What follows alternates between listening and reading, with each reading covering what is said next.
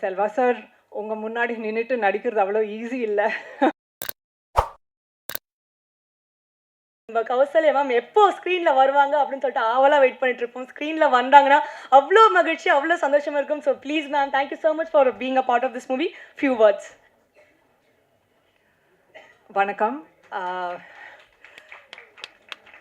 யார் பற்றி நான் ஃபர்ஸ்ட் பேசணும்னு எனக்கு தெரில. They're all important people here.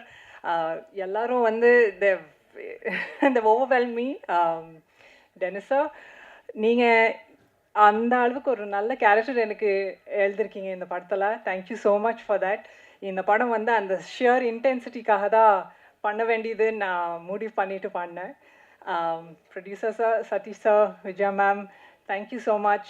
உங்கள் ஆர்கனைசேஷன் அப்புறம் உங்கள் பிளானிங் எல்லாமே சரியாக இருந்ததுனால we were able to finish the project so well. உங்கள் மாதிரியே நிறைய ப்ரொடியூசர்ஸ் பண்ணாங்கன்னா we'll get more Tamil movies என்னோட நம்பிக்கை இருக்குது. Thank you so much for that. Selva sir உங்கள் முன்னாடி நின்றுட்டு நடிக்கிறது அவ்வளோ ஈஸி இல்லை. பட் அவ்வளோ கம்ஃபர்ட் கொடுத்தீங்க. ஸோ ஈஸியாக வந்துருச்சு சில விஷயங்கள். And Kushi, all your hard work dear. Thank you for being from Bangalore and giving me support on the set. That's really sweet of you. ஒரு கிராண்டான விஷயத்த அழகாக காமிக்கிறது பெரிய விஷயம் இல்லைங்க. ஒரு சிம்பிளான விஷயத்த அழகாக காமிக்கிறது தான் டாஸ்க். அதுதான் நம்ம டிஓபி ரவி வர்மா பண்ணியிருக்காங்க இந்த படத்தில். தேங்க்யூ. அண்ட் மியூசிக் ஏகே பிரியன், உங்களை இன்னைக்கு நான் சந்தித்தேன். அண்ட் நீங்கள் இது உங்கள் டெபியூ படம்னு சொன்னாங்க.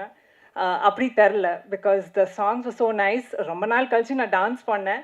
அது உங்கள் சாங்குக்கு தான் டான்ஸ் பண்ணியிருக்கேன். So it is lovely, lovely music, lovely singing. Thank you. இங்கே வந்திருக்கிற எல்லா ஸ்பெஷல் கெஸ்ட்டுக்கும் எல்லாருக்கும் thank you very much. All the best to our entire team. April 10 இந்த படத்தை நீங்கள் கண்டிப்பாக பாருங்கள். It's a family package. நீங்கள் மிஸ் பண்ணவே கூடாது. நீங்கள் பண்ணவும் மாட்டீங்க, I am sure of that. So thank you very much.